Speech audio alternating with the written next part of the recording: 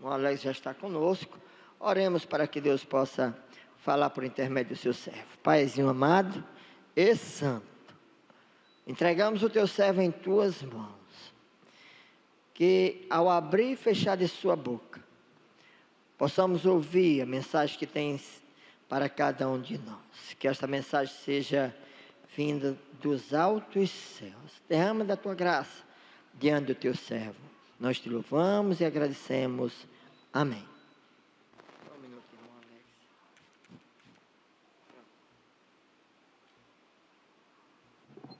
Meus amados irmãos, eu cumprimento a todos com a paz do Senhor. Amém. Motivo de alegria nesta noite estarmos aqui, mais uma vez, para louvar e bendizer ao nosso Deus. Deus, Ele nos surpreende de uma maneira tão impressionante, que muitas vezes preparamos algo, mas Deus faz conforme a sua vontade. E quando eu cheguei aqui, Deus falou ao meu coração, pastor Felipe, que estávamos aqui por duas coisas. Primeiro, porque Jesus morreu na cruz do Calvário. E segundo, porque a sua presença está neste lugar. Eu convido você a abrir a sua Bíblia no último livro da Bíblia Sagrada. Carta do Apocalipse, o livro, capítulo de número 5, a partir do versículo de número 2. Livro de Apocalipse, capítulo de número 5, verso de número 2. Eu quero louvar a Deus pela vida do irmão Valdécio, que nos convidou, pelo pastor Felipe desta igreja por nos confiar, ministrar esta noite.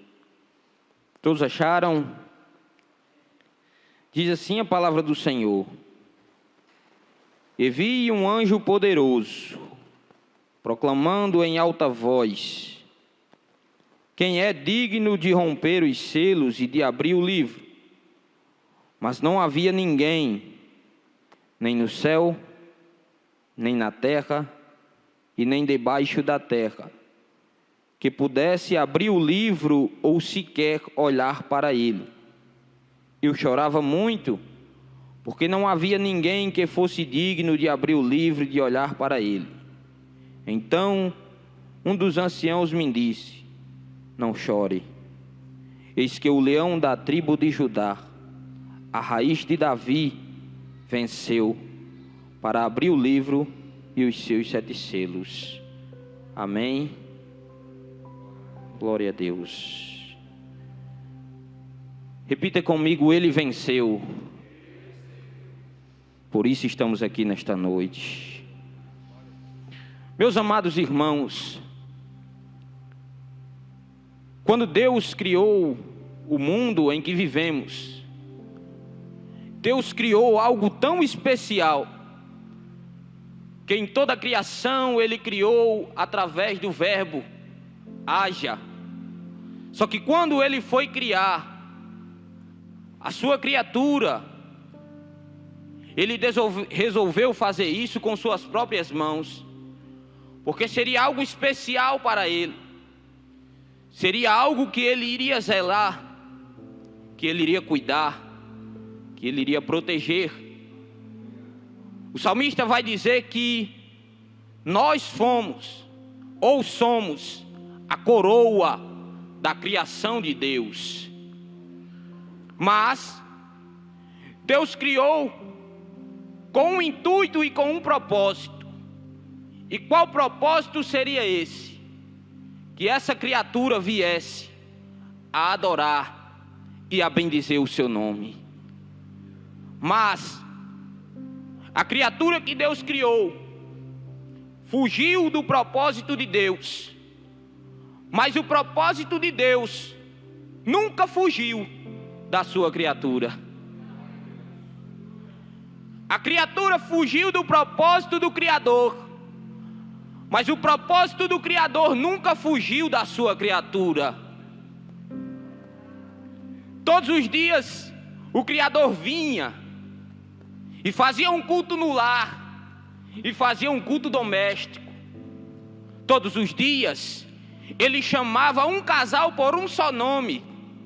A Bíblia vai dizer que quando Deus chamava Adão, vinham os dois. Por causa, não havia pecado. Então, quando Deus chamava um, Deus estava chamando os dois. Mas alguém resolveu se intrometer dentro do lar, dentro da família, dentro da casa, e resolveu plantar a dúvida. Porque todas as vezes que temos um propósito, uma promessa e temos dúvida, é ele tentando nos confundir. Quando ele chega, ele diz: Deus disse que não era para comer, foi? Não, é porque ele não quer que você seja igual a ele. Dúvida. Só que, como tudo estava no propósito de Deus, a Bíblia vai dizer que ele preparou algo simbólico. O Cordeiro de Deus estava preparado mesmo antes da criatura ser criada. Eu não sei se você está entendendo esta palavra nesta noite, mas o propósito estava criado mesmo antes da criatura ser criada. Aleluia. Mesmo antes do homem ser criado, o propósito já estava no coração de Deus. O homem peca, o homem cai, conhecemos bem a história. Mas isso não foi o pior. Gênesis capítulo 6 vai dizer que o homem perdeu aquilo que ele tem de mais precioso. A Bíblia vai dizer que por se multiplicar o pecado, o Espírito do Senhor se retirou da terra. Isso sim foi a pior perca do ser humano. Daí então, o Espírito ou a presença de Deus só vinha sobre o homem como porção. No livro de Juízes nós vamos ver muito bem isso. O Espírito do Senhor vinha e se apoderava de alguém, de Sansão, de Gideão, de Jefté, mas depois ele ia embora. Não era uma presença permanente, era algo passageiro. Mas só que o Cordeiro foi preparado para fazer com que tudo que era passageiro viesse a ser permanente. Quando Deus desce ao jardim, ele pergunta a Adão: onde tu estás? Adão disse: Senhor, eu me escondi porque eu estava nu. E Adão sai com folhas de figueira. Mas só que a folha, quando ela é exposta ao sol, ela seca. É algo passageiro. Então a folha ali representava a lei mosaica, a lei que Deus deu a Moisés, que todos os dias um cordeiro tinha que ser sacrificado para o pecado do povo. Mas isso era passageiro. O povo pecava hoje e trazia um cordeiro, pecava amanhã, trazia outro cordeiro, e assim sucessivamente. Mas o cordeiro a qual iria vir era um cordeiro que iria oferecer um único sacrifício, e jamais precisaria ser oferecido outro. Então Deus faz ou oferece o primeiro sacrifício, o Isaac da Bíblia Sagrada. Quando Adão sai, o Senhor mata um animal e cobre Adão com pele de animal. Significava o sacrifício que seria permanente, porque todas as vezes que a lei de Moisés era feita através do holocausto, amanhã a vergonha do pecado estava exposta novamente. Mas o cordeiro que iria vir, iria cobrir a vergonha do nosso pecado para sempre. Aleluia. Então, este animal simbólico foi retratado várias vezes na Bíblia Sagrada. No próprio livro de Gênesis, no capítulo 22, nós vamos ver quando o Senhor pede a Abraão aquilo que ele tinha de mais precioso. Por quê? Porque o propósito de Deus era muito maior na vida de Abraão, mas ele queria ver se Abraão estava disposto a renunciar ou a sacrificar aquilo que ele tinha de mais importante. Muitas vezes Deus requer algo precioso para nós e a perca dói e nós não entendemos. Mas sabe por que isso acontece? Porque o propósito dele na minha e na sua vida é muito maior. Todas as vezes que perdemos algo e não entendemos por que aconteceu, é porque Deus tem algo muito maior preparado para nós. O cordeiro que estava lá no Moriá foi dito pela fé por Abraão. Quando o menino pergunta: pai, temos o cutelo, temos a lenha, mas está faltando algo para o sacrifício. Onde está o cordeiro? O pai responde: Jeová Jiré, Deus proverá o cordeiro. Aleluia! Muitas vezes temos algo para resolver, temos algo para fazer, mas não encontramos possibilidades humanas, como foi dito aqui, para fazer. É aí onde Deus entra, olha para nós e diz assim: não se preocupe, Deus proverá na sua vida. Não se preocupe, mas Senhor, não tenho possibilidade de fazer, mas Senhor, não tem como acontecer. Aí Deus diz: não se preocupe, eu irei prover na sua vida. Aí onde entra a dependência de Deus em nossas vidas, porque quando podemos fazer, nós se achamos autossuficientes, mas quando nós não podemos fazer, nós entendemos que a providência tem que vir de um lugar maior, que a providência tem que vir de um lugar mais alto.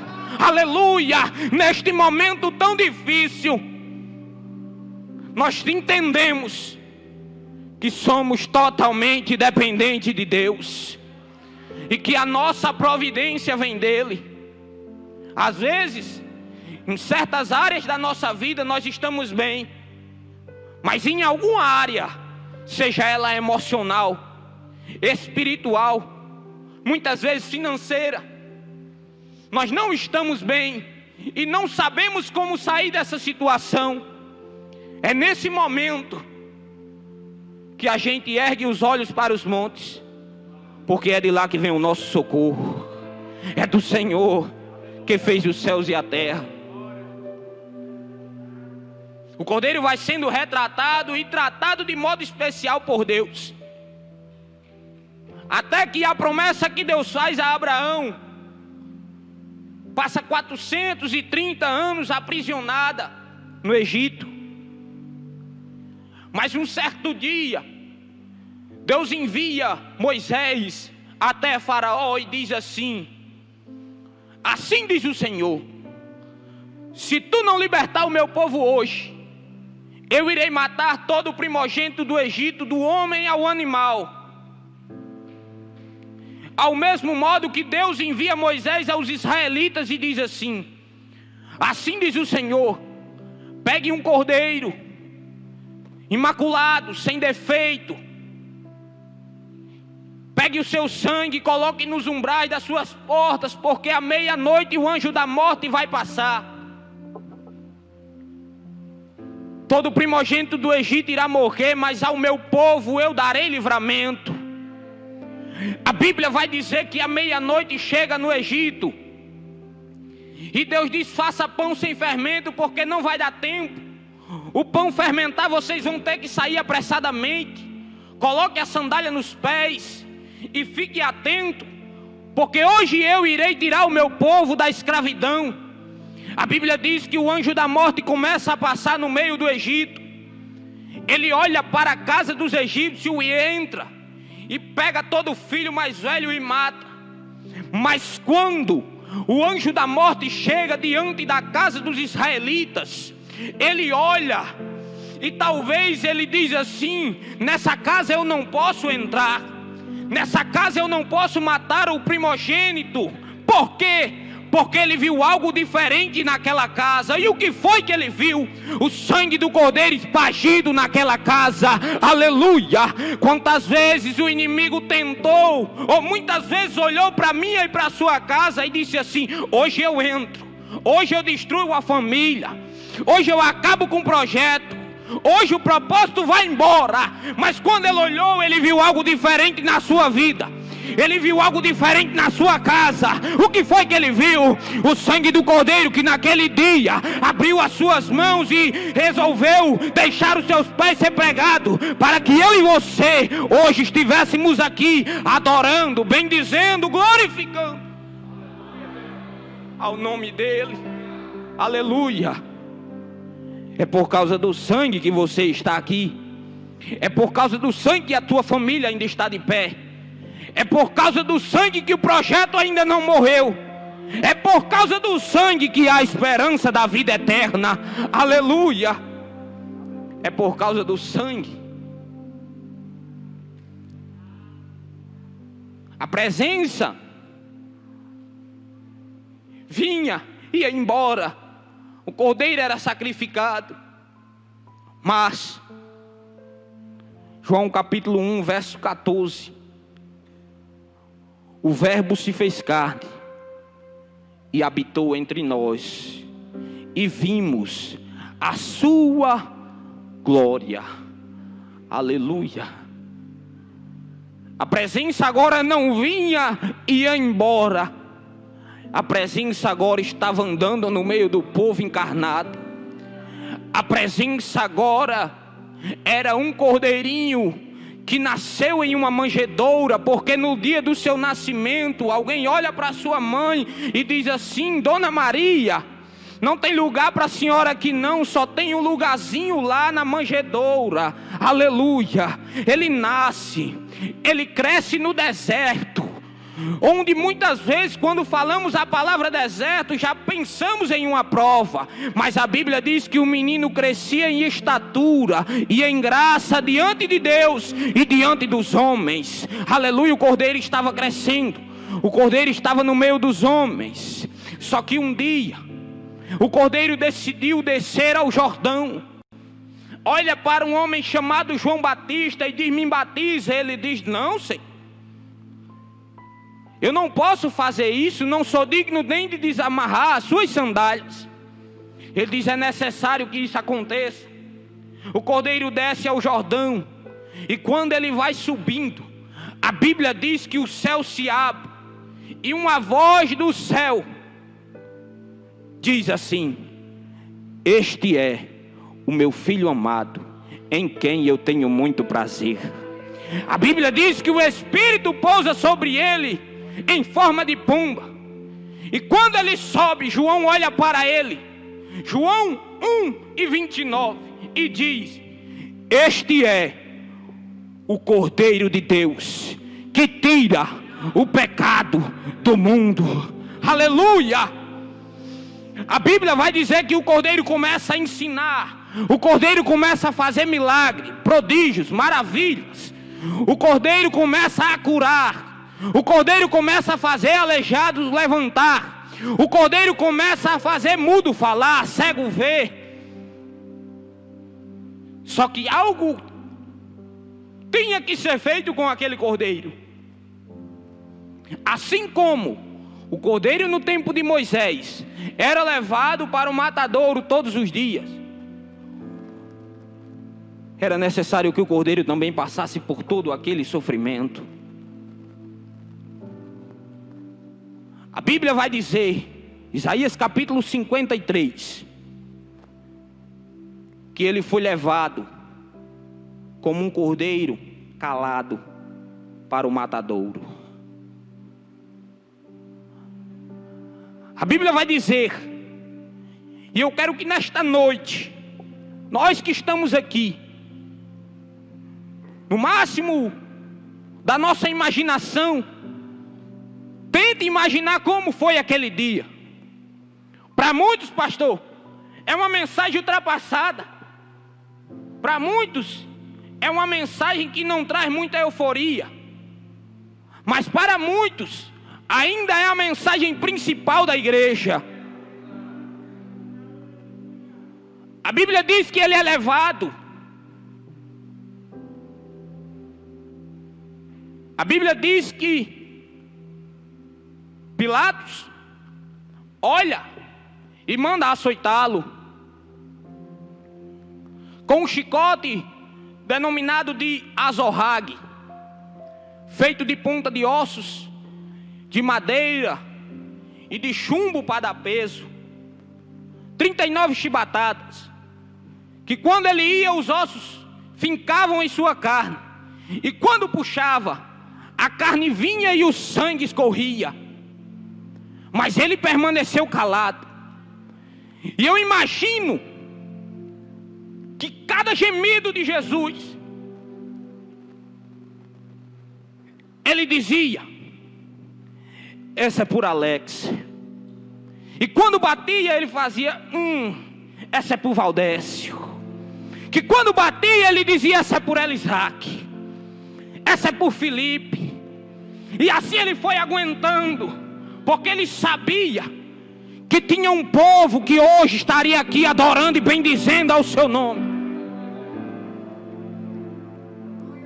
Ninguém jamais conseguiu sobreviver a nem sequer 10 chibatadas, mas Jesus permaneceu até o fim, porque nem a morte, um instrumento mais temido pelo homem, poderia tocar no Cordeiro escolhido por Deus. A Bíblia diz que ele sabia que iria passar por aquele sofrimento, que quando ele chega no monte Getsemane, que em hebraico quer dizer prensa de azeite, ele começa a sofrer um dos fenômenos mais raros que acontece com o ser humano, denominado de hemaditrose. Quando o homem não consegue infartar e os seus poros se abrem e o seu suor sai misturado com sangue. Foi isso que aconteceu com Jesus. Eu imagino quando começaram a cuspir em seu rosto. Ali eles estavam massacrando o interior de Jesus, porque se com as bofeteadas eles machucavam a sua carne, com o cuspe eles machucavam o seu interior. Porque imagina Jesus pensar: ó Pai, eu me levanto do meu trono, eu esvazio da minha glória, eu me faço de forma humana para ser cuspido. Eu que estava com o Senhor formando o ser humano, agora estou sendo cuspido. O Criador sendo humilhado pela criatura.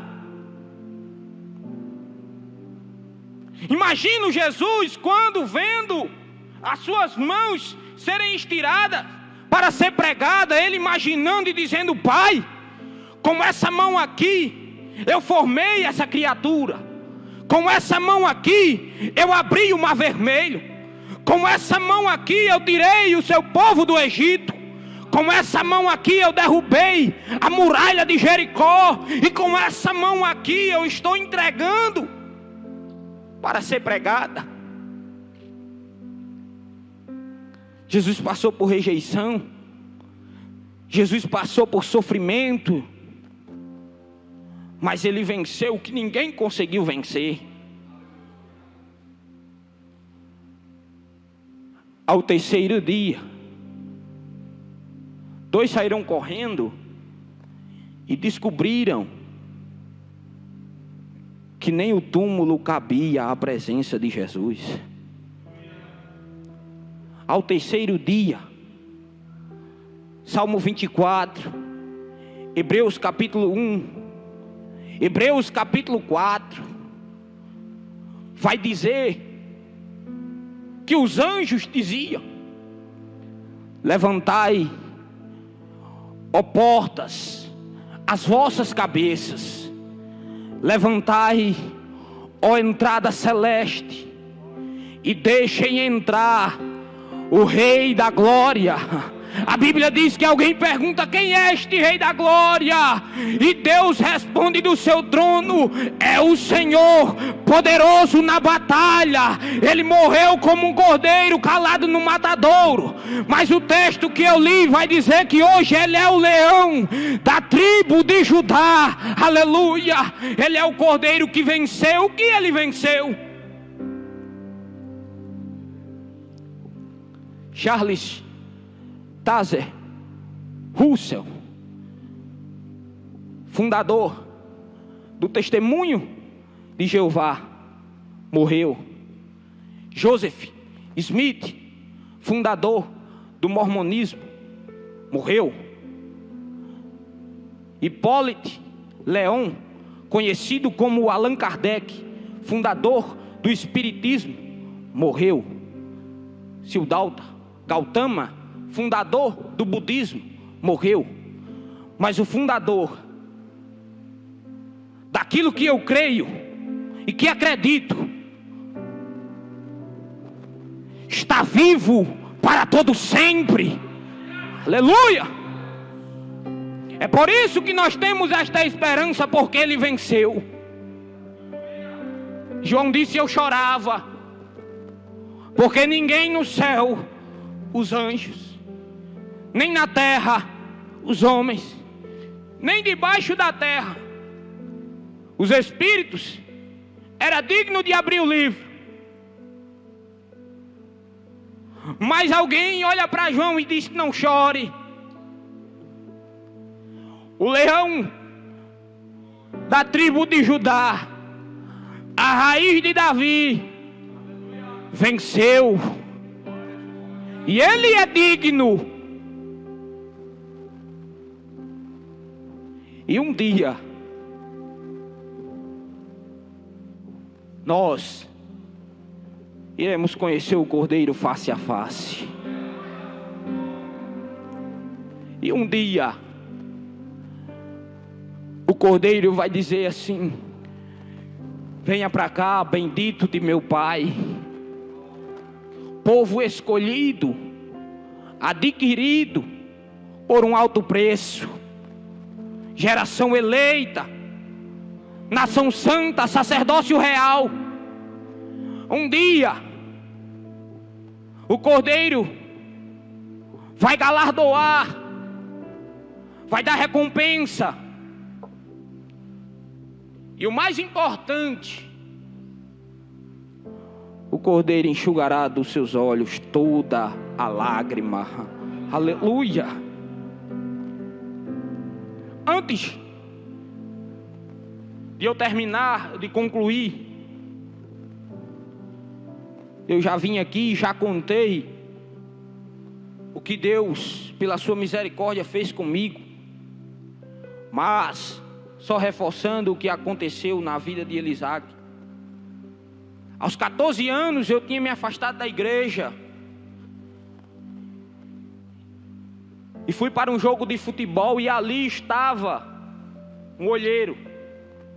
E ele disse: meu filho, eu quero que você venha aqui amanhã e traga a sua documentação do seu pai e da sua mãe, porque eu quero te levar embora para jogar fora. E eu me animei. Era a chance. Para alguém de Mossoró é muito difícil. Mas Deus tinha seu projeto. Deus tinha seu propósito. E o propósito de Deus não era que eu viesse a ser jogador de futebol. E quando eu chego em casa, minha mãe olha para mim e diz: vai não. Foi a maior frustração da minha vida. Daí em diante, eu não quis saber mais de nada. E me entreguei às paixões deste mundo. E eu quero dar essa mensagem para alguém que está em casa, nos assistindo. E eu me encontrei no fundo do poço, onde não tinha mais força para se levantar, mais força para se reerguer. Mas a Bíblia diz: o Senhor é a nossa força. Eu saí do propósito de Deus. Mas o propósito de Deus nunca saiu de mim. Eu me desviei do propósito de Deus. Mas Deus tem os seus atalhos para nos trazer de volta. E hoje estou aqui, mais feliz do que se hoje eu fosse um jogador de futebol. Porque hoje eu tenho um privilégio que muitos jogadores de futebol não têm. E que só uma pessoa chamada Espírito Santo nos concede. Aprender e compreender esta maravilhosa palavra.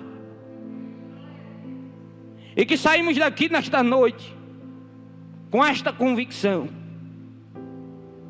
O Cordeiro sempre está do nosso lado nos momentos de dificuldade. O Cordeiro nunca nos abandona e nunca nos abandonará. E chegará o dia em que o Cordeiro vai nos servir naquela grande festa. Muita gente vai perguntar: onde está aquele povo barulhento? Onde está que não se vê? Mas todo mundo vai saber: o Cordeiro que se tornou leão veio buscar a sua noiva querida. Deus abençoe a igreja em nome de Jesus.